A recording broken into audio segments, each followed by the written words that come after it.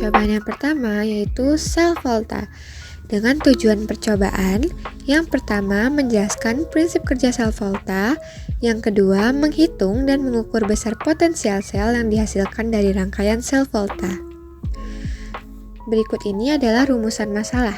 Yang pertama, bagaimana pengaruh variasi jenis elektrolit terhadap arus listrik yang dihasilkan oleh sel volta? Yang kedua, apa pengaruh perbedaan material elektroda seperti tembaga dan seng terhadap efisiensi sel volta? Dengan hipotesis sebagai berikut.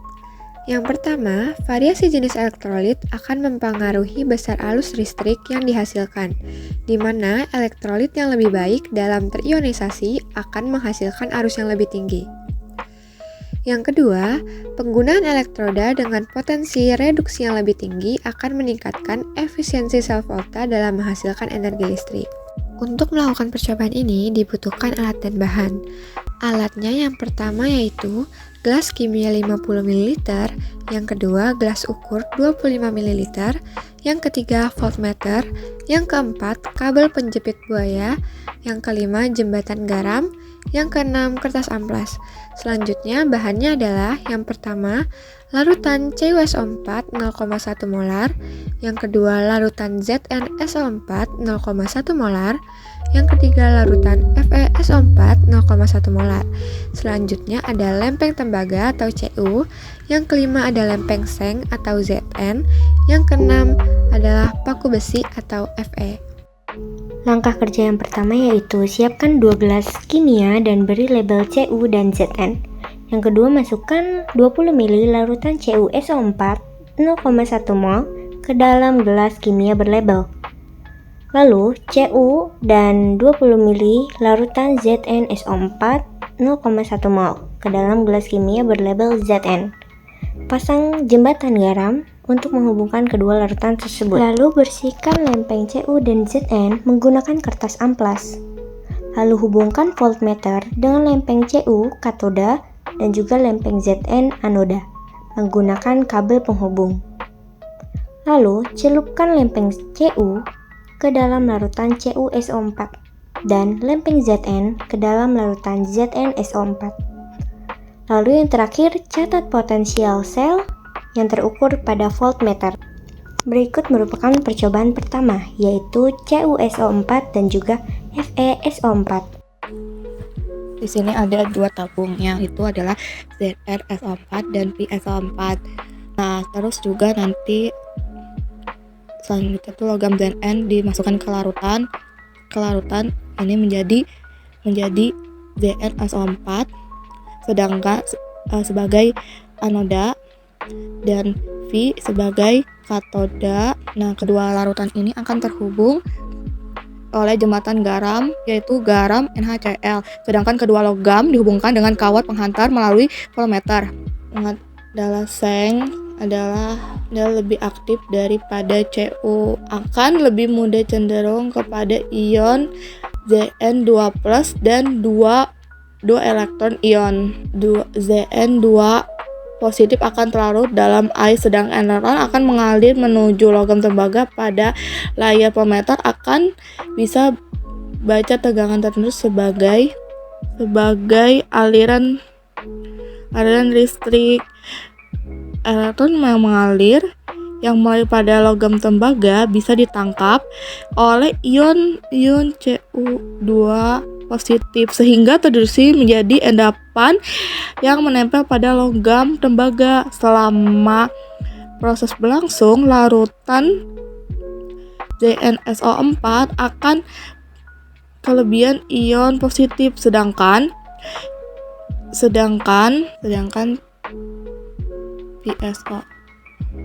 FeSO4 kekurangan ion yang positif.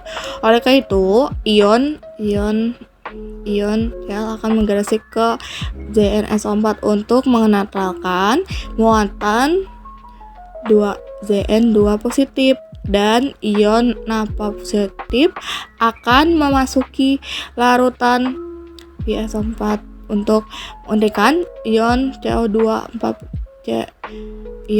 positif yang telah menjadi atom Cu Disinilah adalah fungsi yang jembatan garam sebenarnya, yaitu untuk menetralkan lautan elektrolit.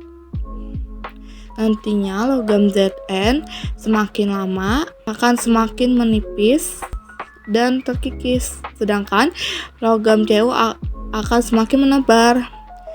Reaksinya adalah VSZn Aki V tambah 2 plus Aki tambah Zn. Selanjutnya di sini ada percobaan yang ketiga, yaitu terdapat larutan CuSO4 dan ZnSO4. Di gelas pertama yang di sebelah kiri terdapat larutan CuSO4 dengan unsur yaitu Cu2+ dan SO2-. Selanjutnya di sebelah kanan ada larutan ZnSO4 dengan unsur Zn2- dan SO2+. Lalu terdapat jembatan garam yaitu NaCl dengan unsur Na+ dan Cl-. Pada saat voltmeter dinyalakan, larutan CuSO4 melepaskan Cu, yaitu mentransfer 2 elektron melalui elektroda. Pada saat ZnSO4 menerima elektron tersebut, terdapat penambahan unsur Zn. Dari percobaan ini terdapat pemindahan 2 elektron dari CuSO4 menuju ZnSO4. Dari 3 percobaan tersebut terdapat hasil pengamatan. Yang pertama, dari larutan CuSO4 plus ZnSO4 dengan reaksi Zn plus Cu2+ menghasilkan Zn2+ plus Cu dengan E derajat pada voltmeter adalah 0,4. Selanjutnya terdapat larutan CuSO4 plus FeSO4 dengan reaksi Fe plus Cu2+ menghasilkan Fe2+ plus Cu dengan E derajat pada voltmeter adalah 0,3. Selanjutnya terdapat larutan ZnSO4 plus FeSO4 dengan reaksi yaitu Zn plus Fe2+ menjadi Zn2+ plus Fe. E derajat pada voltmeter adalah 0,8. Berikutnya adalah percobaan kedua, yaitu adalah sel elektrolisis. Jadi, tujuan dari percobaan sel elektrolisis ini yang pertama yaitu memahami prinsip dasar elektrolisis, yang kedua mengidentifikasi peran logam sebagai katoda ataupun anoda, lalu yang ketiga menganalisis reaksi yang terjadi pada katoda dan anoda berdasarkan perubahan fisiknya. Rumusan masalah yang pertama yaitu bagaimana pengaruh jenis logam yang digunakan sebagai elektroda terhadap hasil elektrolisis. Yang kedua, reaksi apa saja yang terjadi pada katoda dan anoda selama proses elektrolisis. Yang ketiga, bagaimana perubahan fisik yang terjadi pada elektroda dan larutan elektrolit selama proses elektrolisis. Lalu, hipotesis pertama yaitu jenis logam elektroda mempengaruhi hasil elektrolisis logam yang berbeda, memiliki potensial elektroda yang berbeda, sehingga akan mempengaruhi reaksi yang terjadi pada elektroda tersebut. Hipotesis yang kedua yaitu pada katoda terjadi reaksi reduksi, sedangkan pada anoda terjadi reaksi oksidasi. Hal ini sesuai dengan definisi katoda sebagai kutub negatif yang menarik ion positif dan anoda sebagai kutub positif yang menarik ion negatif. Lalu yang ketiga, perubahan fisik yang terjadi selama elektrolisis antara lain terbentuknya gas pada salah satu atau kedua elektroda, lalu perubahan warna larutan, timbulnya endapan pada salah satu elektroda, dan perubahan massa elektroda. Jadi, sel elektrolisis adalah sel elektrokimia yang mengubah energi listrik menjadi energi kimia melalui reaksi redoks non-spontan. Proses ini melibatkan 2 elektroda yaitu katoda negatif tempat reduksi dan juga anoda positif atau tempat oksidasi, serta elektrolit yang mengantarkan arus listrik. Ketika arus listrik dialirkan, ion positif bergerak menuju katoda untuk terreduksi, sementara ion negatif bergerak ke anoda untuk teroksidasi. Contoh aplikasinya termasuk pemurnian logam dan produksi gas seperti hidrogen, dan juga klorin. Jadi alat dan bahan yang kami gunakan yaitu sebagai berikut. Dan di sini kami menggunakan bahan yaitu NaCl 0,1 ml 1 mol. Jadi langkah kerja yang pertama yaitu siapkan larutan NaCl 0,1 mol sebanyak 30 ml ke dalam gelas kimia. Lalu haluskan kedua paku besi menggunakan amplas, kemudian masukkan paku ke dalam gelas kimia yang berisi larutan NaCl. Lalu jepit kedua paku menggunakan jepit buaya, kemudian sambungkan ke baterai 9 volt. Lalu amati perubahan warna bentuk gelembung gas yang terbentuk atau endapan. Berikut merupakan langkah kerja dari sel elektrolisis. Setelah dua elektroda tersebut dijepit menggunakan penjepit buaya, dilanjutkan dengan menjepit ke baterai tersebut. Lalu hal yang terjadi yaitu adalah paku dari kutub katoda atau kutub positif mengalami sebuah pembuihan. Pembuihan ini pada saat praktek terjadi cukup banyak dan menghasilkan 2H2O ditambah 2 elektron menghasilkan 2OH- plus H2 atau gasnya. Lalu pada kutub anoda, Fe atau besi paku ini menghasilkan Fe2 plus ditambah 2 elektron. Teman-teman dapat melihat Fe bergabung ke dalam atau melepaskan diri menjadi Fe2 plus. Saat Fe menghasilkan Fe2 plus itu, Fe itu bergabung dengan OH. Jadi FeOH2. Dan hal yang terjadi yaitu adalah adanya pengendapan. Pengendapan yang terjadi ini berwarna hijau lumut, atau endapan ini bisa dibilang yaitu endapan dari besi, dari paku Fe. Lalu berikut merupakan reaksinya, yaitu dari NaCl jadi Na plus Cl-, lalu di katodanya yaitu 2H2O ditambah 2 elektron menjadi 2OH- ditambah H2. Lalu di anodanya yaitu Fe menghasilkan Fe2 plus ditambah 2 elektron. Lalu setelah dihasilkan yaitu menjadi NaCl ditambah 2H2O plus Fe menghasilkan NaCl ditambah FeOH2 plus H2. Berikut merupakan hasil dari pengamatan, yaitu larutan dan elektrodanya, yaitu larutannya adalah ZnSO4, larutannya itu adalah NaCl, dan juga elektrodanya yaitu adalah besi. Endapannya yaitu merupakan endapan dari besi. Perubahan warna yang terjadi yaitu dari larutan NaCl yang bening menjadi berwarna hijau lumut, endapan tersebut. Lalu gasnya itu ada yaitu H2. Reaksi di dalam elektroda terdapat pada slide tersebut. Maaf, dikoreksi lagi bahwa larutan yang kami pakai yaitu adalah NaCl. Kemudian kita masuk ke percobaan ketiga, yaitu penyepuhan logam. Tujuan dari penyepuhan logam ini adalah merancang percobaan penyepuhan logam, menganalisis proses penyepuhan logam, dan mengidentifikasi faktor yang mempengaruhi proses penyepuhan. Kemudian kita masuk ke rumusan masalah dan hipotesis. Rumusan masalah yang pertama adalah bagaimana logam dapat disepuh. Yang kedua, bagaimana proses penyepuhan logam dapat meningkatkan ketahanan korosi pada permukaan logam. Dan yang terakhir, apa faktor-faktor yang mempengaruhi keberhasilan penyepuhan logam? Kemudian hipotesis yang pertama, menggunakan arus listrik untuk memindahkan ion logam pelapis dari anoda ke katoda atau logam dasar melalui larutan elektrolit. Hipotesis yang kedua, penyepuhan melapisi permukaan logam dengan logam pelapis tahan korosi seperti seng, kromium, atau nikel yang berfungsi sebagai penghalang terhadap oksigen dan kelembapan. Hipotesis yang terakhir, jenis logam pelapis, konsentrasi, larutan elektrolit, suhu, waktu, dan tegangan arus. Kemudian kita masuk ke materi singkat.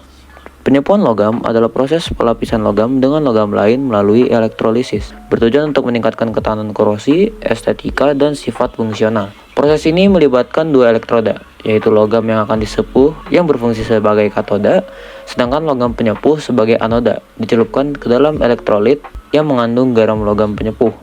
Metode umum dalam penyepuhan meliputi electroplating, electroless plating, dan hot dip galvanizing. Penyepuhan sering digunakan dalam industri perhiasan, otomotif, dan elektronik untuk meningkatkan kualitas permukaan dan performa material. Dan kita ke alat dan bahan. Alat yang diperlukan adalah gelas kimia 100 ml, gelas ukur 25 ml, baterai 9 volt, kabel penjepit buaya, dan amplas. Sedangkan bahan yang diperlukan adalah cairan pembersih lantai atau porstek, lempeng tembaga, dan sendok paperclip, jarum pentul atau peniti.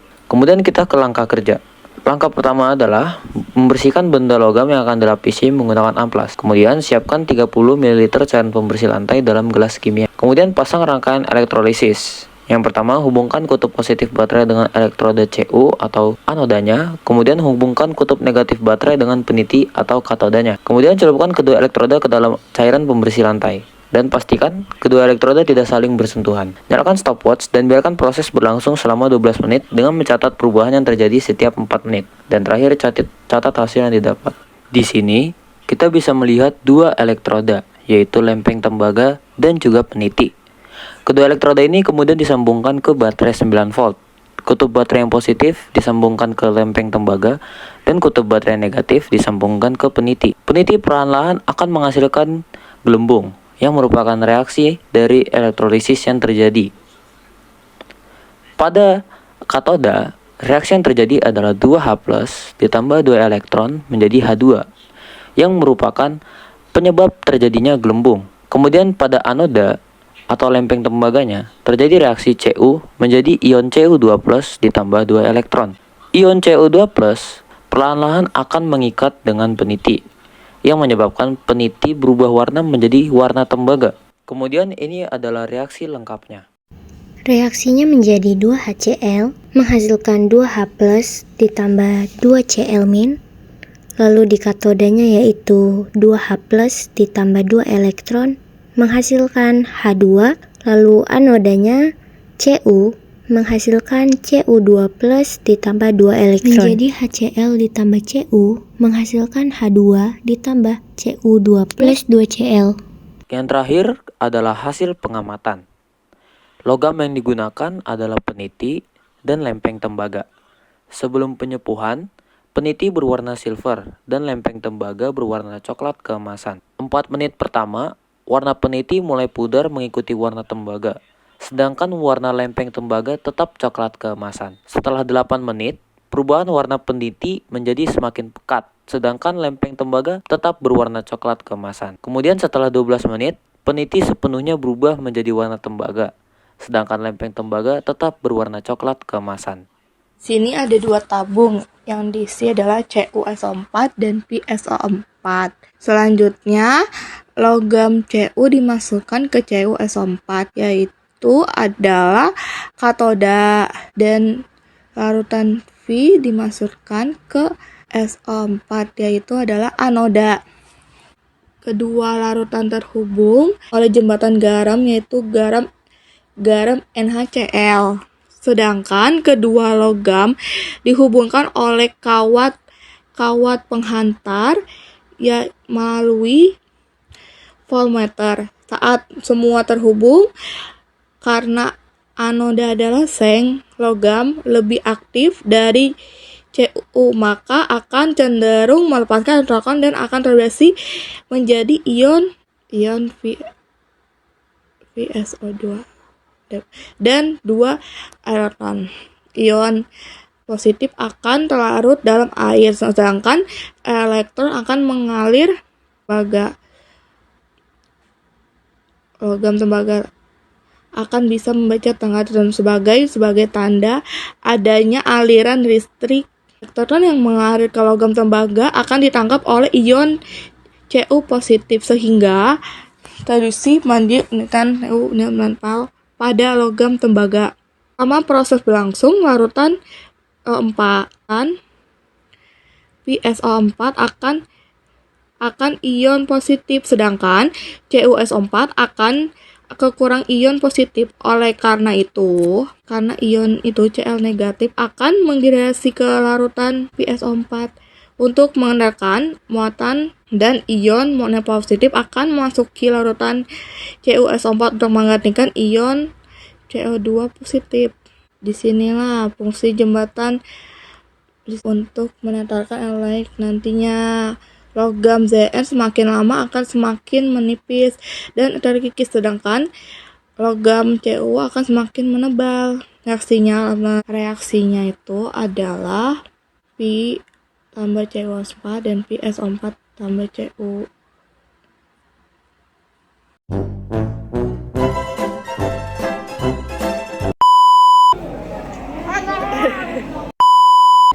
Hai guys, Jadi kita lagi praktek dan langsung aja.